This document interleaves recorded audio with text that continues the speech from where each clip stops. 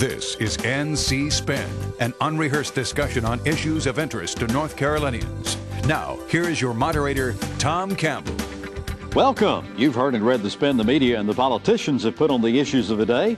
To get the correct spin on what's going on in North Carolina, let's introduce you to our panel of experts. They include former State Senator Howard Lee, Chris Fitzsimon from NC Policy Watch, John Hood from the John Locke Foundation, and former State Legislator Connie Wilson. This week's show should be good. We're going to talk about the governor's lawsuit to defend separation of powers in our state. We'll ask whether North Carolina should expand Medicaid and speculate about what state Democrats need to do to rejuvenate their party. Plus, we'll ask the panel to tell us something we don't know. Let's begin. Last week, you might have heard former Attorney General Rufus Edmisten say on this show that Governor McCrory was right in saying that balance of power in the state had swung too far in favor of the legislative branch. Within hours of our taping, Governor McCrory, joined by two former governors, filed a lawsuit challenging the legislature's power to encroach on executive branch functions and asking the courts to resolve what he considers a constitutional issue. John, the governor allowed the coal ash bill to become law without signing it because of this question. Some say the legislature's always appointed members to boards and commissions, and this is nothing new. Surely other governors must have felt the same as McCrory. Is he right in saying that the legislature is usurping executive and administrative functions? Well, I think that the case that the plaintiffs make here, and this is Governor McCrory, Governor Hunt, and Governor Martin, is not a bad case. What they're arguing is not that the legislature shouldn't have appointments on commissions. That would be difficult to argue because it is ingrained in our history. There are constitutional provisions, for example, for the legislature to elect the UNC Board of Governors. So there's clearly no constitutional requirement that no oversight responsibilities or regulatory responsibilities will be lodged in entities that have legislative involvement. That would be a difficult argument to win. Their argument instead is that some of these more recent actions involve majority legislative appointees, and in some cases even situations where the personnel answer to or serve under the pleasure of legislative leaders rather than the governor or serving fixed terms. So I think their argument is not a bad one. Now, the argument the legislators have in response is, if you thought this was unconstitutional, why didn't you veto it? Yeah. I don't know that that's sufficient, but obviously the battle has begun. Chris, why weren't Governors Perdue and Easley included in this lawsuit? Well, I don't know. That's a good question, and I don't know who the governor's council and the governor himself reached out to, although it is interesting it's a bipartisan group with Governor Martin, a Republican, and Governor Hunt, former Governor Hunt, a Democrat. I actually think the lawsuit has merit, but I actually believe that the legislative leaders are onto something. There was the Greensboro News and Record, I thought, really hit the nail on the head with an editorial saying, if this really was unconstitutional, if you really believe this is unconstitutional, to Governor McCrory, you should have vetoed it, sent it back saying approve the provisions of the coal ash bill, but change this commission because it violates your Let's play that out politically here, Connie. Here is Governor who's already getting tarred and feathered because he used to work with Duke Power. Now he's going to veto this bill. What kind of political backlash would have you faced then? You know, for years and years and years, and I remember when I was in the legislature, I would have some bills that the governor might somewhat like, but there are provisions he didn't like. And I would get the message from the key people on his staff saying, the governor's going to veto your bill unless you change this. And I knew he would definitely veto my bill. So it really does carry merit. And it's one of those things you've got to be willing to go to the mat to make those changes.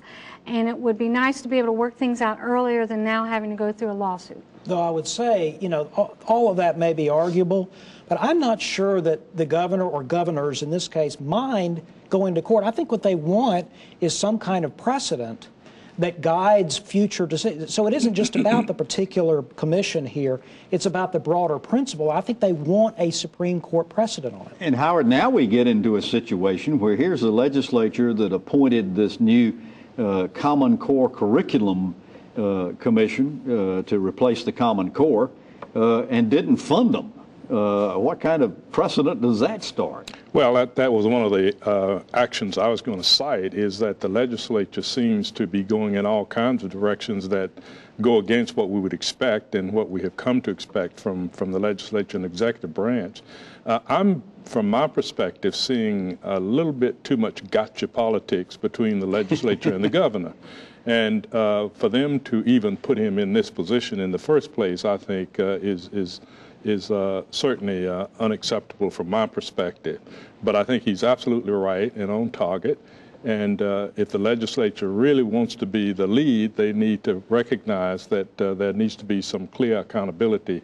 Well, let's play this thing out a little bit. I mean, this whole thing is kind of fascinating to me. So here's the governor. He's got a lawsuit going against members of his legislature, of his own party.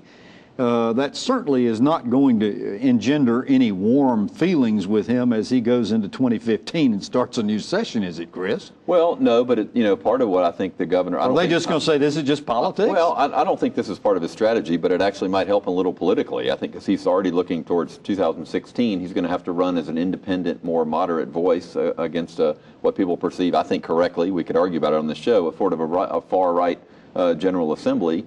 It is very unusual, and I've always been struck on this show. We talked a lot before the election about are the voters going to give governor, the legislature still going to have a veto-proof majority?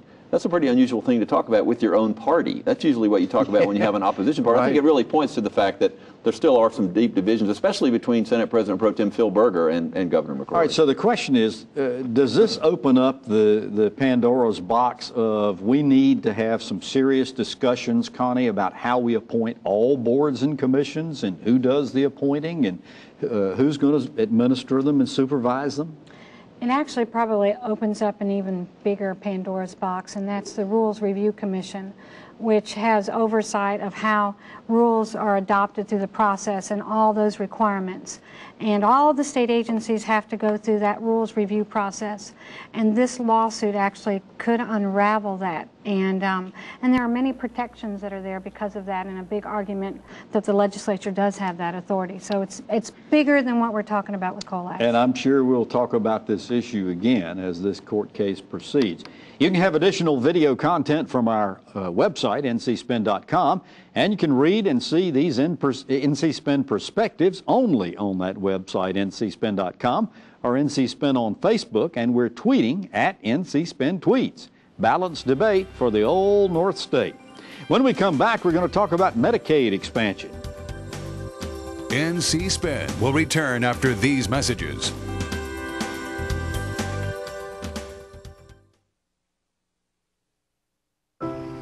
My name is Bernie Teal. Sunburst Farms has been in my family for over 35 years. Last year I had to do something I'd never done before. Destroy 10 acres of good squash. I wasn't able to find enough workers. The opportunity is there. American families are demanding locally grown vegetables, and I want to provide that to them. So please tell Congress that we need immigration reform now. I sit in my exam rooms day after day with patients all day long. We get to know our patients. Sometimes I can't sleep at night if I don't think I've done the very best thing for my patient. And I think over time a patient learns that that's what you're doing for them, and they feel a responsibility to try to do the best they can, to follow their diet, to take their medicines, to exercise. It should be up to us to make the decision for our patients and not some bureaucrat, hired gun, 2,000 or 3,000 miles away in a little cubicle somewhere. I think the job is ours. We're the ones who know the patients. We know the medicine. We know what's best for them, and we think it should be our decision. North Carolina's family physicians support Medicaid reform that keeps health care decisions right where they belong, between the patient and their trusted family physician. OurNCHealthcare.com.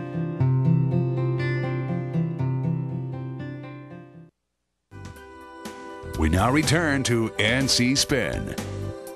When the Affordable Care Act offered states the opportunity to expand the role of Medicaid at little or no cost to the state, North Carolina leaders turned down the opportunity. But in the closing days of the just recently concluded elections, both Governor McCrory and GOP Senate candidate Tom Tillis indicated they might reconsider their positions. Under Obamacare, some 500,000 additional North Carolinians could be added to the TILs. Connie, Both Tillis and McCrory say that what changed their position is some confidence now that Medicaid is being better managed and it's not experiencing the big deficits we've seen in recent years. Is this enough justification to allow more government, more people government benefits? And how does it play with the GOP base?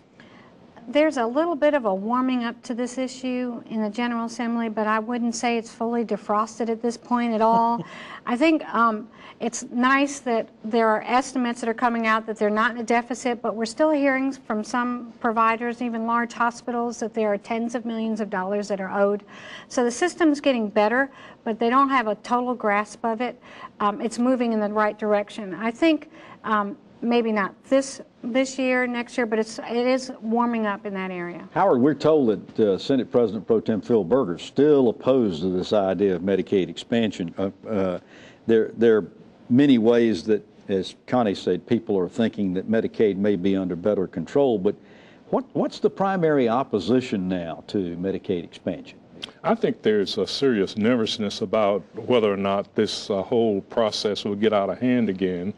And I had heard that Phil was not very warm to this idea. But I think the governor's correct in terms of laying out on the table the prospects of moving this in a much more positive direction, because we have so many people in this state who've been denied access because of the state's position. I understand why they took the position, and they were probably right to do it in order to get that better under control. But I think now is the time to take another step forward. John, the legislature had a committee meeting this past week on DHHS, and obviously the discussion about Medicaid and mental health and so forth came forward, and there was a fairly firm feeling expressed, particularly among some of the leadership. No way is Medicaid rolls going to be expanded this year, and one of them from Representative Nelson Dollar, who said, now that we've got a new Congress, there may be some changes to Obamacare. We're going to wait and see how this plays out. Is that a reasonable position? Absolutely. I think that's exactly the right read of the 2014 elections, that there's at least a chance that the Affordable Care Act in significant ways will be changed. Not just the potential for how states can use Medicaid dollars, for example, but even the tax credits that are used to buy into the exchanges. If those are changed in a variety of ways that conservatives would like, then it creates a completely different situation where you might have some current caseload that's not eligible for Medicaid go into Medicaid, but others who are eligible for Medicaid go into the exchanges or into the private market. That's a lot more attractive for Republicans and conservatives, not just in North Carolina, but in most of the other states that haven't expanded Medicaid, and even some of the ones who have, who would now like to rethink it. So my bottom line about this is, if anybody believes that into the future the federal government is going to pay 90% of the cost for Medicaid enrollees who are healthy and non-poor, and 60% of the cost for Medicaid patients who are disabled and poor, that is just a fantasy. That is not what's going to happen. It's some future president in Congress rationally is going to change these reimbursement rates in ways that will definitely affect states that expand Medicaid. And Chris, we hadn't even, I mean, the whole issue of Medicaid reform is mixed up in this process of Medicaid expansion too, to some extent, and we don't have any agreement on that. Well, but I was interested in Representative Dollar's apparent opposition to expanding Medicaid, because he's the one, I think, who is one of the healthcare leaders in the House and has expressed opposition to the Senate's reform plans. I think he's generally happier with the way things are. Look, I'll take Senate-elect Tom Tillis at his word.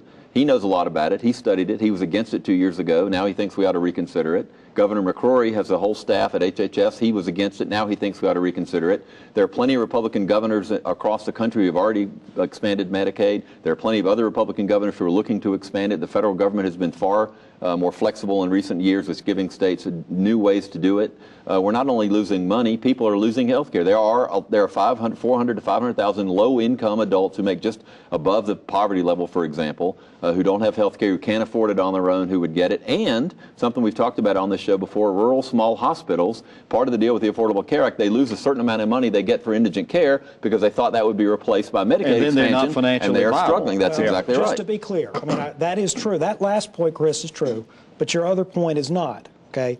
We're not mostly talking about people who are above the poverty line.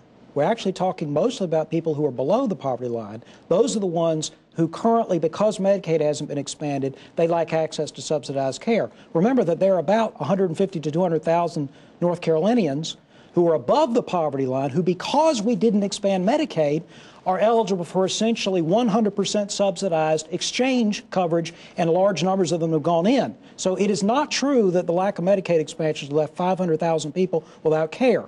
There is a large number, but there's also a large number that went into the exchanges because we didn't expand Medicaid. If we expand Medicaid, they're not eligible for private coverage anymore. Connie, I wanted to ask you the question. Reverend William Barber and the state NAACP keep beating the drum about Medicaid expansion. My question is, are they helping or hurting the case as far as getting it passed in the legislature? I don't think it has an impact. I think what's going to impact more are the rural hospitals coming and talking to legislators, because they do want that access to care in their communities, and they're the largest employers for many of those communities. All right, after these messages, we're going to talk about reorganizing Democrats. NC Spin will return after these messages. Hi, I'm Linda Loveland. I want the best for my kids. Feeding them foods they like within my budget is a priority. But what do we really know about these foods? North Carolina farmers and food experts give you a website to find it all. FeedTheDialogueNC.com, a place where moms like you and me can learn more about the foods we eat and the farmers that feed us. Check it out. Add your input and help feed the dialogue. Let's talk food at FeedTheDialogueNC.com.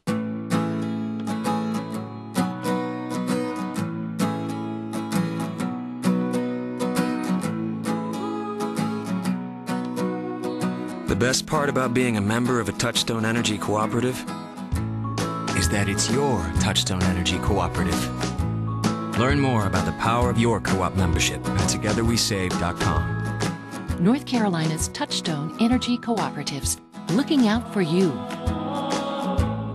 Do you love the history and art of North Carolina? Then you'll want a copy of Southport's Art Newton, a stunning 160-page coffee table book filled with the beautiful watercolors of coastal Carolina artist Art Newton.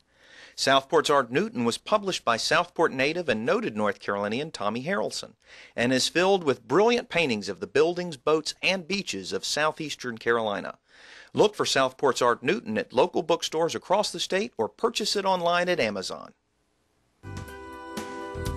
We now return to NC Spin. State Democratic Party Chair Randy Voller stepped down last weekend, saying that he took personal responsibility for losing the Senate seat to Republicans. In debating how to retool the party, Voller said the discussion didn't need to be about him, but he did say that Kay Hagan's distancing herself from President Obama was a mistake. Question one to Howard Lee. Voller has been a lightning rod for most of his term as party chair. Just how much of a factor was he in the disorganization and defeat by Democrats? Well, I think Randy's controversies certainly was a distraction going into the election, but I don't think it had that great of a direct impact on the election outcome. I think there are other factors that had a greater impact, one of which is that there was no excitement among the base that usually goes out and supports Democratic candidates, black voters, youth voters. The other is there's no question in my mind that a lot of people went to the polls simply to vote against something to send a message to President Obama. And third, we just simply, right at this moment, don't have a very strong, charismatic leader who has the ability to set out a vision and then get people to rally around that vision. I think that'll change in 2016. But as of now, those are the factors that I think had a greater impact. Well, that's an interesting comment, because Dan Blue III, who's a panelist on this show from time to time and is chair of the Wake County Democratic Party, said the infighting within the party had been going on for years and it was time to stop. Chris, who are the factions and what are the issues with each other? I think there's people who have been longtime contributors to the party, the more moderate to conservative folks. Then there's the grassroots activists and there's the progressive Democrats. And this has been going on for a long time. I think it sort of had a lot of problems when David Parker was the chair. But I agree with Howard. Randy Voller didn't lose this election for Hagan, or he didn't win it in the areas where they won it. There was a lot of outside expenditures, a lot of organizing. The Wake County Democratic Party did a lot on its own, which is why they were successful at retaking the county commission. He has been a lightning rod. I think he's done some good things. I think he's done some bad things. The Democratic Party does have fundamental problems, and the role of political parties has dramatically changed, and I'm not sure they've caught up with it. We're going to have a new Democratic Party chair in North Carolina. We'll be interested to see what he or she, which direction they'll take the party. And the Republican Party has been much more active in raising money and still organized and supporting candidates. The Democrats have been relying on outside money. Yeah, Connie, when I first started covering politics, and this will show you how old I am, when I first started covering politics, there were 3 registered Democrats to every 1 Republican. Well, that has changed, and there's more parity now, but the big change has been the number of unaffiliated voters in North Carolina, now 26%. Why is that? What's happened there? Why have people chosen not to register with either party?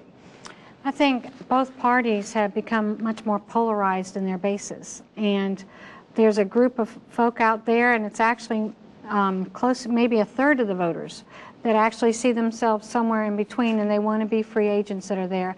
I think another issue that has impacted the Democrat Party dramatically is the fact that there's no longer checkoff money that comes in from your tax returns. Remember how you used to be able to check off for that, and that's really hurt them. But one of the things a lot of people feel like, John, that Democrats hurt themselves when they changed their rules to allow unaffiliated voters to choose a Democratic ballot when they went into primary elections.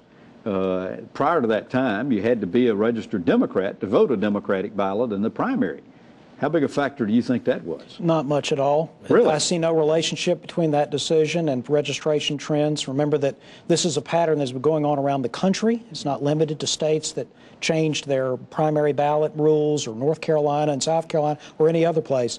Look, Randy Voller, as Senator Lee said, has not had much of an effect, positive or negative, on the Democrats. And remember, the Democrats did an excellent job turning out their base in 2014.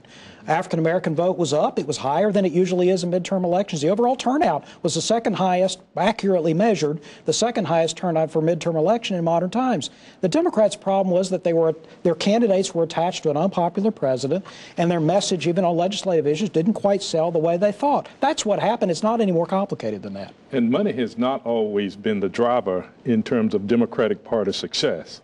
It's been organization.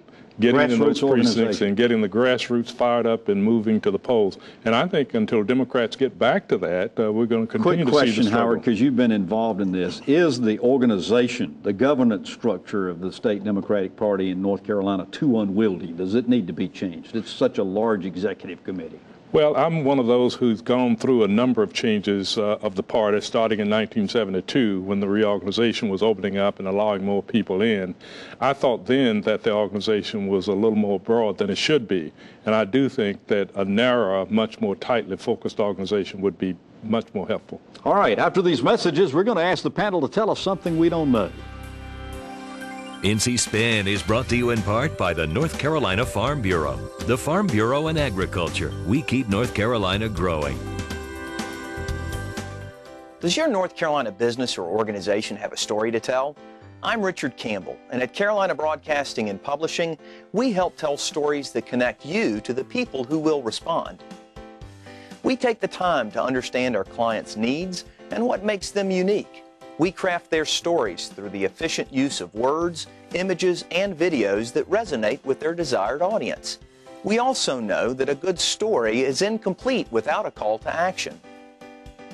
On video, on air, online, and in print, from concept to final production, no one can help tell your story more effectively or affordably than we can. For special introductory offers, visit carolinabroadcasting.com or call 919-832-1416. Again, that's carolinabroadcasting.com. Let us help tell your story today.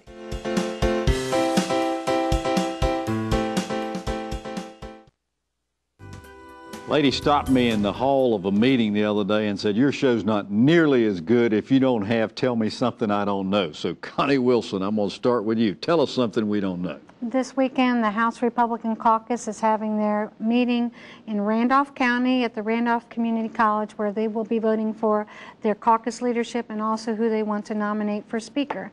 And there's a good chance, at least from what rumors are down at the Legislative Building, the new Speaker candidate for the Republican Caucus might be Representative Tim Moore. John Hood, tell us something we don't know. Well, let's stick with Republican politics for a second, but look towards 2016. We all know the Democratic presidential nomination is Hillary Clinton's if she wants it, probably. But on the Republican side, it's wide open, and we're going to hear in the next few weeks an important decision from Jeb Bush, the former governor of Florida. I think he's going to end up bowing out of the race because I think he properly agrees with the rest of America that we don't need any more Bushes and Clintons at the top of the ticket, which opens up the field for Scott Walker and for Marco Rubio. All right, got about 45 seconds left. Chris, tell us something we don't know. The governor's private economic development board, all the members were announced this week. One of the members of the board is a man named Bob Singer, who is also the president of the Renew North Carolina Foundation, which is a political group that raises anonymous money from corporations. It's a blatant conflict of interest, and he needs to resign. All right, Howard Lee, tell us something we don't know. Stay tuned. I think you're going to see a trend developing with more blacks becoming candidates under the banner of the Republican Party, and then increased registration, both nationally and in North Carolina. What's causing that? I think there is some unrest, and certainly as people become more successful, they tend to look in a different direction. All right. Well, you've heard our spin on the issues of the day. To stay informed all during the week, give your feedback, and read our weekly column. Be sure to visit our website, ncspin.com, or catch NC Spin on Facebook. And we hope you'll join us next week when NC Spin will take on more issues of interest to the people of North Carolina. Until then, stay informed. Happy Thanksgiving. Watch out for the spin. Join us next week and get the spin on issues facing our state.